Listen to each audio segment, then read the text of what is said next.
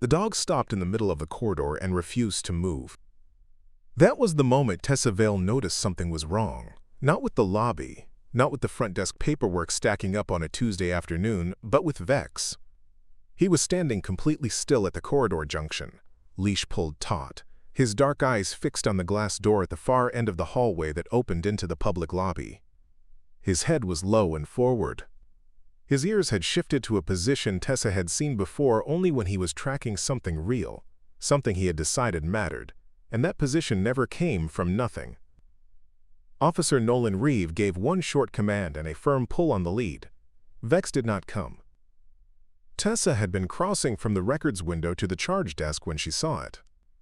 She paused near the water cooler, folder pressed to her chest, watching. She had worked alongside Nolan and Vex for over a year and had never once seen Vex fail to respond to a leash correction. He was not an excitable dog. He was steady, measured, and precise in the way that only comes from years of careful training reinforced daily. A dog who had learned that discipline was safety and that safety was the whole point. Seeing him planted there, muscles set, gaze locked on that lobby door, it made something shift quietly in the back of her mind. Nolan said the command, again, firmer this time.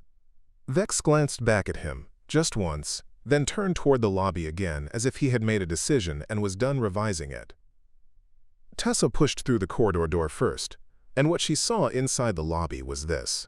A small girl, standing near the far bench, with a pink backpack hanging off one shoulder, its lower zipper broken so the fabric gaped open at the bottom. The girl was maybe 7 or 8 years old, thin-faced and pale in the way that meant tired rather than sick, with dark eyes that scanned the room in quick, careful sweeps. She was wearing a school sweatshirt 2 sizes too large. Her sneakers were clean, which meant someone had cared about her at some point, but her hair was loose and uneven and her eyes had the particular flatness of a child who had been holding herself together through something she did not have words for. Tessa had seen that expression before, and it was never attached to anything small. Vex pulled through the corridor door behind her, and the moment he entered the lobby, the girl looked directly at him. She did not flinch. Most civilians flinched when they saw a working German shepherd in harness coming through a door. This girl looked at Vex like he was the first familiar thing she had seen all day, and Vex walked straight toward her at the end of his lead with a calm, focused gravity, stopping close enough that his shoulder was almost level with her hand. He sniffed the backpack once, long and deliberate. Then he planted himself beside her and sat, pressed just slightly against her knee. Nolan said nothing for a moment. Tessa could see the expression on his face, which was the expression of a man watching something he could not quite explain and did not want to dismiss. "Hey," quote Tessa said, keeping her voice level, moving slowly toward the girl the way she had learned to approach anyone who looked like they might bolt. "What's your name, sweetheart?" The girl looked at her. "Ivy," she said. Her voice was quieter than it should have been for a child her age, like something had turned the volume down on her. "Hi, Ivy. I'm Officer Tessa. Can you tell me where your parents are?" Something crossed Ivy's face. A small, careful closing, like a drawer being shut. "I'm okay," she said. "I was just looking at something." "What were you looking at?" Ivy glanced at the floor. "Nothing. I should go." She moved to pull the backpack up on her shoulder and the bottom gaped further. A folded piece of paper dropped from the open zipper and landed near the toe of Tessa's boot. Tessa picked it up without thinking, automatically the way officers do, and caught a glimpse of the header before she even meant to read it. Mercer Auto and Paint, and below that a column of parts numbers, and in the upper corner a partial address on the edge of town that she half recognized. There was a grease smudge along the right edge, dark and deliberate looking, the kind that gets on paperwork that lives near tools and hands that don't always get clean. Tessa held the paper out to Ivy. Ivy took it fast, folded it again, and pushed it into the broken zipper with the careful habit of someone who had done that same move many times. "Ivy," Tessa crouched so she was eye level. "Have you been here before?" "To the station, I mean?" Ivy said nothing, but her jaw tightened. That was an answer. Tessa stood and found Marisol Dent at the records window, already watching them both with an expression that said something had clicked. Marisol pulled the visitor sign-in sheets from the past 4 weeks and laid them on the counter without being asked. She ran her finger down the entries, and there it was. 4 separate appearances, each 2 or 3 days apart, each listing only the first name, Ivy, each time-stamped in the late afternoon, each checked out within 10 minutes of arrival. No incident report filed. No officer follow-up because she had never been in distress they could name and she had never stayed long enough to be formally questioned. Just a girl who kept showing up and slipping away before anyone treated her arrival as a pattern. Tessa felt the unease solidify into something with more weight. Vex had not moved from beside Ivy. Nolan stood a few feet back, watching the dog with the attentiveness of someone taking the situation seriously now. His arms were at his sides. He said quietly to Tessa, "He's been fixated since the corridor." That's not excitement. He made a choice to stay with her. He paused. He doesn't do that. Tessa knew what that meant from Nolan. He was not a man who reached for dramatic interpretations of his dog's behavior. If Nolan said Vex had made a choice, it was because the behavior genuinely fell outside what training alone could account for, and he needed someone else to know that before they decided how to handle the next few minutes. Tessa looked at Ivy, who was looking at Vex with something soft and exhausted behind her eyes, her hand hovering near his fur without quite touching it. "Ivy," Tessa said, "I think you came here because you needed something. And I think maybe it's been harder to say it out loud than you expected." She kept her voice even, unhurried. "You don't have to be scared of me. You don't have to be scared of him." She nodded toward Vex. "He clearly already thinks you're okay." Ivy's chin moved. Not quite a nod, but close. Tessa straightened and looked at Marisol. "Get Sergeant Harker. Tell him we have a juvenile, 5th visit confirmed, K9 has broken protocol twice in the corridor and is refusing to clear. Tell him I think it's material." Marisol was already lifting the phone. Tessa turned back to Ivy and spoke in the most ordinary tone she could manage. "I have a little room down the hall where we can sit down and talk properly. No cameras, no recording, just a table and 2 chairs. You can bring your backpack. And," she gestured at Vex, who was still stationed beside the girl's knee as if Nolan's leash no longer technically existed, "he can come too, if that's easier." Ivy looked at Vex. Then she looked at Tessa. Then she did something she had not done in any of the 4 previous visits, something Marisol would confirm later when reviewing the lobby logs. She did not reach for the exit. She said, quietly and without moving toward the door, "Okay." The word was small, but it was the first one she had managed to keep in the room with her instead of taking back out to the street. And Tessa understood with the measured certainty of someone who had been doing this long enough to know the difference, that whatever Ivy Mercer had been carrying through that lobby door 5 separate times over 3 weeks, it was about to finally have somewhere to land. The interview room at Harbor South was small and deliberately plain. A laminate table bolted to the wall, 2 chairs with padded seats in a shade of gray that matched nothing else in the building, and a single overhead light that buzzed faintly if the heating unit kicked on. Tessa had used it for welfare checks, runaway juveniles, domestic calls where someone needed a quiet place to land before statements were taken. It smelled like old coffee and cleaned carpet. She had always thought it was the least threatening room in the building, and right now that mattered more than anything else she could offer. Ivy sat across from her with the pink backpack on her lap, both arms wrapped around it. Vex had settled under the table near the girl's feet, his chin resting on his front paws, his eyes open and tracking without urgency. Nolan stood near the door with his arms folded, watching but not speaking. That was the arrangement they had agreed to in the corridor. Tessa would lead, Nolan would stay back, and Vex would be allowed to remain because the dog was, at this point, the only thing in the room Ivy had visibly decided to trust. Sergeant Len Harker came in 2 minutes later. He was a broad man with close-cropped gray hair and the kind of unhurried presence that came from having seen enough emergencies to know that raising your voice never shortened them. He glanced at Ivy, then at Vex, then at Tessa, and pulled the second chair around to sit at the corner of the table rather than directly across from the girl. He had done this before. It showed. "Ivy," he said, in a voice that was lower and quieter than anyone might have expected from a man his size. "Nobody's in trouble here. Not you. Not anybody you know. We just want to understand what's been bringing you in." Ivy looked at the backpack in her arms. Her jaw shifted.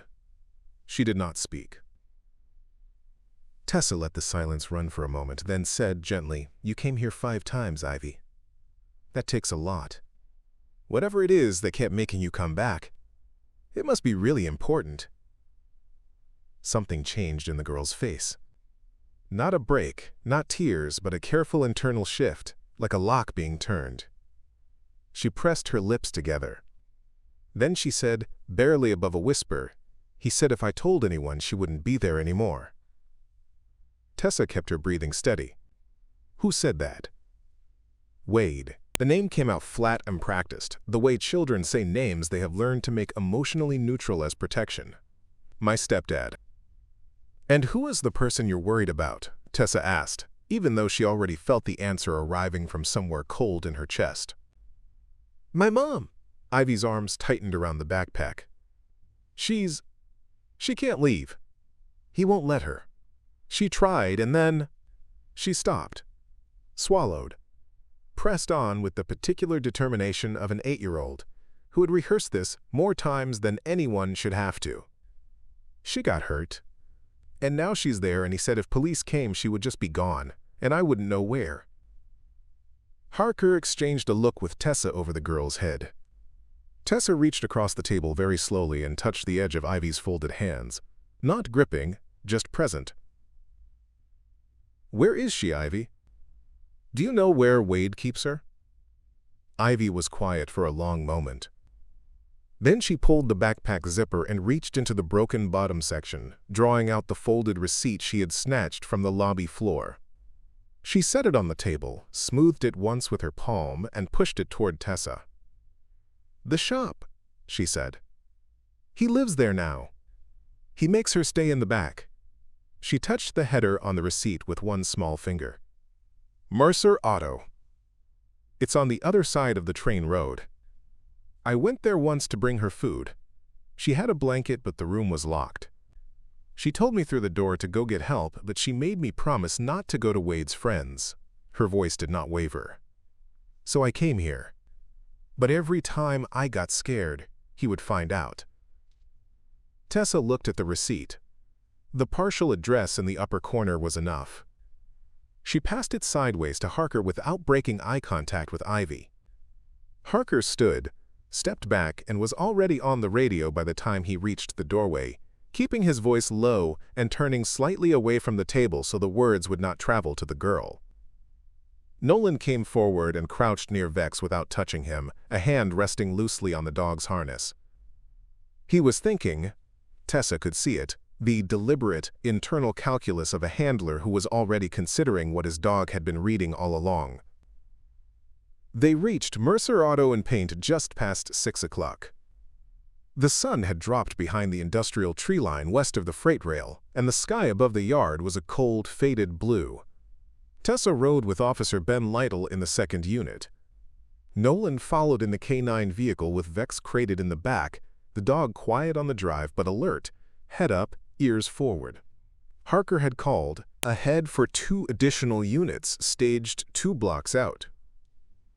The property looked closed.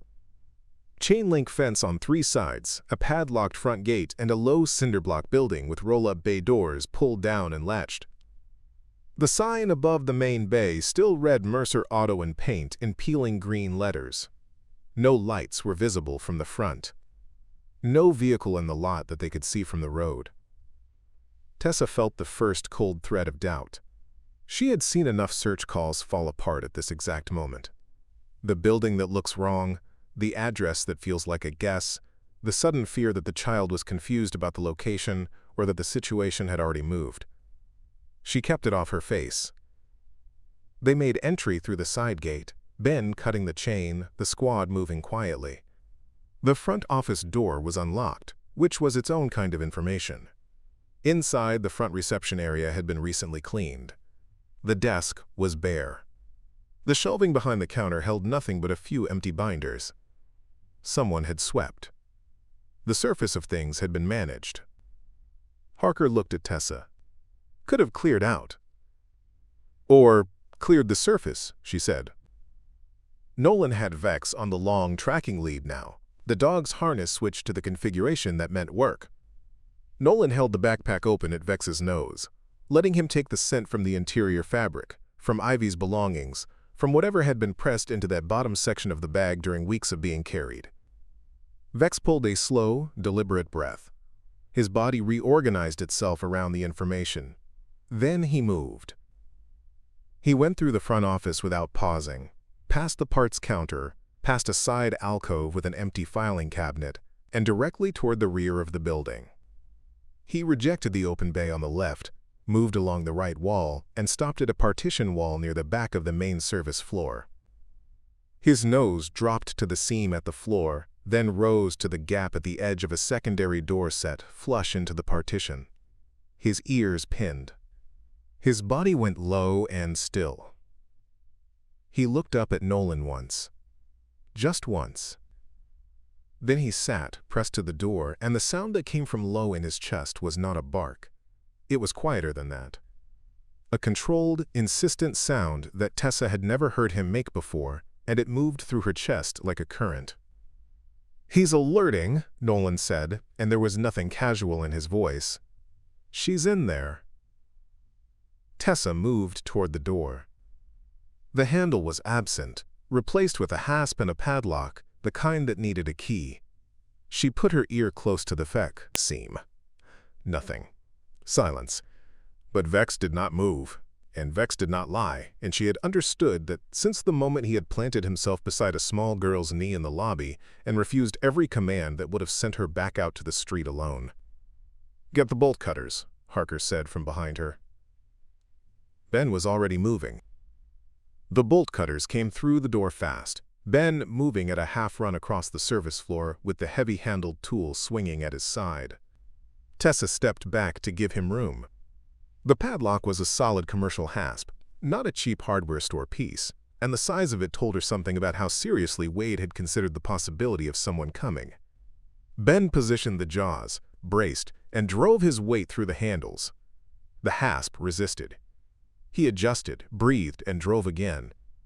The second cut landed clean, and the lock dropped away from the door and hit the concrete floor with a sound that rang through the whole building. Tessa pushed the door in. The room behind it was small and dark, no window, the only light, a thin line where the partition wall met the ceiling. The smell hit her before her eyes adjusted. Damp concrete, something medicinal, and underneath both of those things the particular staleness of a space that had been kept closed for too long. She reached for the wall and found a pull cord for a bare overhead bulb. She pulled it. Dana Mercer was in the far corner, on a folded moving blanket laid against the cinder block. She was sitting upright, knees drawn in, one wrist wrapped in what looked like torn fabric. Her dark hair was matted at one side of her face. She had Ivy's eyes, the same shape, the same careful, dark quality, except right now hers were wide and moving rapidly between Tessa and the open door like she could not yet trust what she was seeing. "Dana," Tessa said.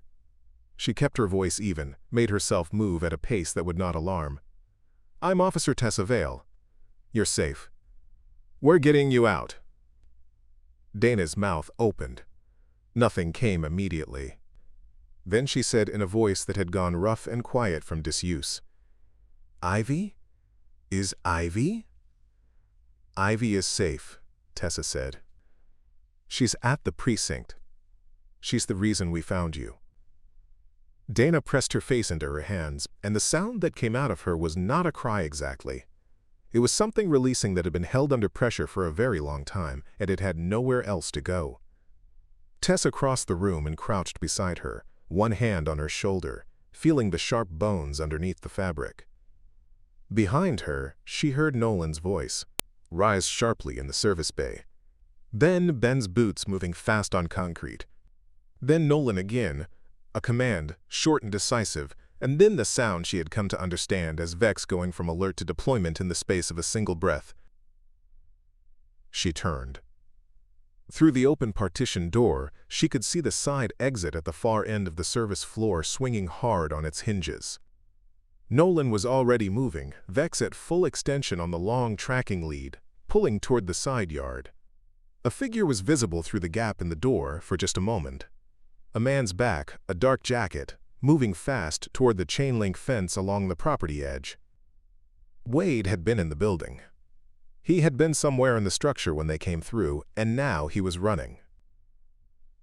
"Ben, stay with her," Tessa said, already moving through the partition door. She came out into the side yard at a run. The evening air was cold and direct after the closeness of the building. The property ran about 40 feet to the fence line. Gravel and broken asphalt under her boots, a row of dead juniper bushes along the near edge. She could see Nolan and Vex at the far side, Vex cutting left to parallel the fence rather than following directly behind the man, which was the geometry of an intercept rather than a chase. The dog knew something about angles that most people did not understand until they watched it happen. Wade hit the fence at the corner post, got one hand up on the chain link, and then Vex was on him, not at his leg but at his forearm. A controlled grip and hold, the bark that preceded it cutting clean through the yard. Wade yelled and lost his purchase on the fence. He came down sideways into the gravel, Vex maintaining the hold, Nolan already closing the distance with command steady and level even at a run. Tessa came around the far side with her badge visible and her voice carrying across the yard. "Wade Mercer. On the ground. Stay down." He stopped fighting. The calculation in that decision was visible in the way his body went from braced resistance to a kind of collapsing inward, the understanding that the dog was not going to release and the options had run out. Nolan called Vex off on command. Vex released, backed precisely 2 steps and held his position beside Nolan with his eyes fixed on the man on the ground and his breathing fast but controlled. Tessa moved in. Wade's hands went behind his back without being told a second time. She stood in the cold yard for a moment after the cuffs were secure, the gravel under her boots and the last light draining from the sky above the freight rail line, and she let herself breathe. Around her, the radio traffic was picking up. Additional units pulling onto the street. Dispatch confirming. The ordinary machinery of what came next, beginning to turn. She went back inside. Dana was sitting up straighter when Tessa returned to the doorway. Ben had his first aid kit out and was working on the wrapped wrist with careful, quiet efficiency. He had his jacket off and folded behind Dana's back against the wall. The bare bulb above them made everything look a little sharp and overexposed, but Dana's breathing had steadied. She was tracking the room now with something other than fear. She was starting to come back into herself. "Ambulance is 4 minutes out," Ben said without looking up. "Good." Tessa looked at Dana. "Is there anything you need right now that we can do right now?" Dana's head moved slowly from side to side. Then she said, "How long did Ivy? How long has she been trying?" "A few weeks," Tessa said. "She came back 5 times." Dana closed her eyes. Her chin dropped toward her chest. When she opened them again, they were wet, but her voice was steady. "I told her through the door. I told her to get help. I didn't know if she could." "She could," Tessa said. "She did." The ambulance came and went efficiently, the way good paramedics worked in the dark, with cold hands and professional calm. Dana was loaded on a stretcher, the wrist properly wrapped now. An IV line started in the parking lot under portable lights. Tessa rode with her for the first few minutes until the doors closed, then stepped back and let the professionals take the work. She stood in the gravel lot and watched the lights pull away toward the main road. Nolan came up beside her. Vex was back on the short patrol lead now, walked down and regulated, his body loose after the deployment. He pressed briefly against Tessa's left hand without being directed. Just contact, just presence, and she let her fingers rest along his jaw for a moment. "He tracked her from a backpack full of crayons and a school worksheet," Nolan said. He was not asking a question. He was just putting the fact somewhere outside himself. and 3 weeks of sitting beside a lobby bench," Tessa said. Neither of them added anything to that. 2 hours later, at the hospital, Tessa stood in the doorway of the room where Dana was being treated. The fluorescent light above the bed was too bright, and the equipment beeped with the small, steady rhythm of something being monitored and found acceptable. Dana had been given fluids and something for the pain, and she was sitting up in the bed with both hands visible on the blanket. In front of her, Ivy was beside her on the edge of the mattress, her head tilted against her mother's shoulder, the pink backpack on the floor at her feet with the broken zipper still gaping open. She had one hand in her mother's, fingers laced. The other hand had dropped to the side of the bed where Vex had settled on the floor, his head resting along the mattress edge at the natural level of a child's reach. Ivy's fingers were in his fur. She was not moving, not speaking. She had her eyes open, and she was looking at nothing in particular, with the expression of someone who had finally been allowed to be still. Tessa watched them from the doorway for a moment and did not go in. Some things did not need more company than they already had. Vex shifted once, adjusted his chin slightly on the mattress edge, and then went still again beneath the girl's hand, his breathing slow and even, his work for the night completed in the only way that it ever counted,